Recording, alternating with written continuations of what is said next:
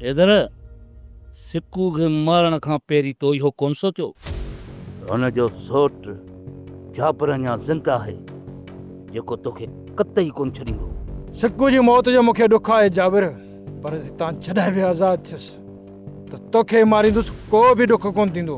मुंहिंजे मारण लाइ घणनि ई ख़्वाब ॾिठा आहिनि, पर मां तव्हां खां सोलो कोन वञा। पोइ मारे छॾ जाबिर, सिक्कू जे पलांद में मूंखे मारे छॾ। तो छा सम्झो आहे तो हितां ज़िंदा आहीं? या मूंखे बि ख़बर आहे त तो जहिड़े ज़ालिम खां हितां बचणु नामुमकिन आहे, पर जेकर हितां बची निकितुसि त मुंहिंजो ॿियो शिकार तूं हूंदई।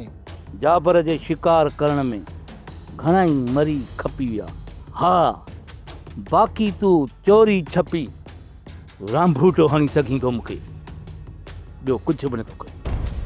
ॿिनि ॾींहंनि जे अंदरि पंहिंजे गुनाहनि जो कफ़ारो अदा कर, न त 3 ॾींहं तुंहिंजो लाश तुंहिंजे वारसनि ॾे पार्सल करे मोकिलींदुसि। सब्सक्राइब कयो असांजो official YouTube channel Sindh TV HD drama ऐं वधीक अपडेट लाइ बेल आइकन खे क्लिक करियो।